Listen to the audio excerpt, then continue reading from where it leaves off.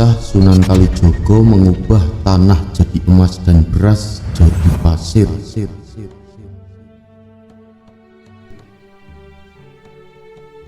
Sedulur-sedulur nasihat kehidupan misteri. Dalam babat Tanah Jawi diceritakan beberapa karomah Sunan Kalijogo. Terdapat kisah Sunan Kalijogo dan Ki Pandanarang I. Alkisah, Ki Pandanarang I, adipati di Semarang, sangat menderita karena putri kesayangan yang cantik jelita menderita sakit lumpuh. Segala ikhtiar telah dilakukan, malangnya semua usaha beliau gagal dan tidak ada kemajuan. Putrinya tetap lumpuh, sehingga beliau mempunyai nadar, barang siapa dapat menyembuhkan putrinya akan diambil sebagai menantu. Pada suatu hari, Sunan Kalijogo memberitahu bahwa di Gunung Gede ada orang yang pandai bernama Rana Wijaya berasal dari Mojopahit. Atas permintaan Ki Pandanarang I, Rana Wijaya datang ke Kadipaten. Dengan doa khusus beliau mendoakan sang putri. Akhirnya sang putri dapat disembuhkan. Akhirnya Rana Wijaya diambil sebagai menantu. Pada saat Ki Pandanarang I meninggal dunia, Rana Wijaya menggantikan dengan gelar Ki Pandanarang II. Daerahnya maju pesat, rakyatnya makmur, termasuk perkembangan agama Islam cukup memuaskan. Namun kemakmuran dan keberhasilan dalam pemerintahannya membuat Ki Pandanarang II lupa diri. Ia jadi congkak, sombong, dan kedekut. Ia selalu mengejar harta walaupun sudah melimpah ruah.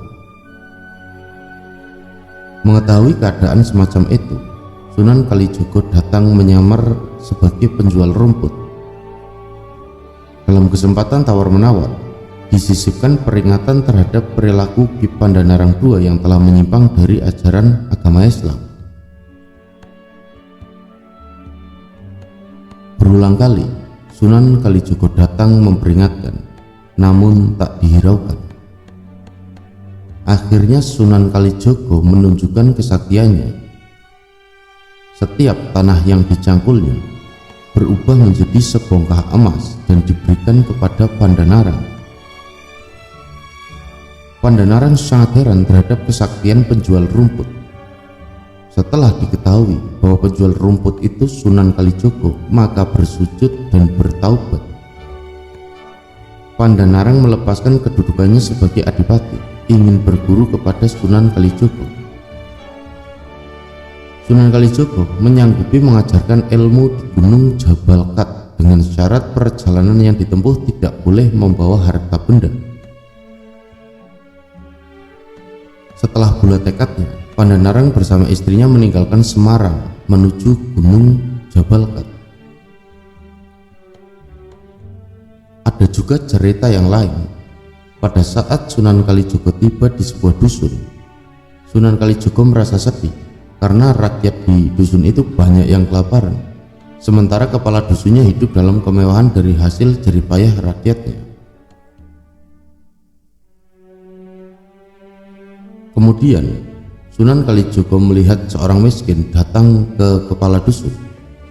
Dia minta dipinjami beras seliter untuk makan anaknya yang belum makan.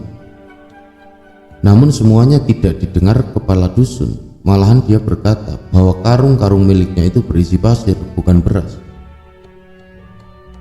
Mendengar kebohongan itu, Sunan Kalijogo lalu berdoa kepada Allah Subhanahu wa Ta'ala agar mengubah semua beras dalam karung itu menjadi pasir. Doa itu dikabulkan Allah Subhanahu wa Ta'ala. Kepala dusun itu terperanjat kaget. Aku rugi gara-gara kamu tahu. Beras-berasku berubah semua menjadi pasir. Kata juragan, semua karung itu memang isinya pasir, bukan beras. Kepala dusun itu segera minta tolong kepada Sunan Kalijogo. Kanjeng Sunan, tolonglah saya, kembalikan beras-beras saya yang akan saya jual ini. Bukannya engkau tadi mengatakan isi karung ini memang pasir? Sunan Kalijogo menyindir kepala dusun yang kikir tersebut. Saya tadi hanya berbohong kepada orang miskin itu agar tidak meminjam beras yang saya miliki. Kepala dusun menyesal dan berjanji akan membagikan beras miliknya pada penduduk kampung. Sunan Kalijogo berdoa semoga Allah Subhanahu wa Ta'ala mengampuninya dan mengembalikan pasir itu menjadi beras kembali. Allah Subhanahu wa Ta'ala mengabulkan doa Sunan Kalijogo, maka pasir yang ada dalam karung-karung itu kembali menjadi beras. Kemudian kepala dusun itu membagikan berasnya kepada penduduk kampung, termasuk kepada orang miskin tadi. Matur sembah nuwun para sedulur, nasihat kehidupan misteri telah menyimak.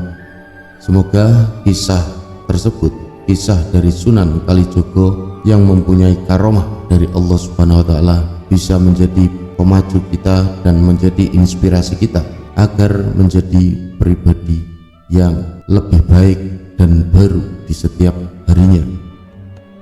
Matur sembah nuwun, matur sembah nuwun, matur sembah nuwun. Mugi rahayu sagung dumadi.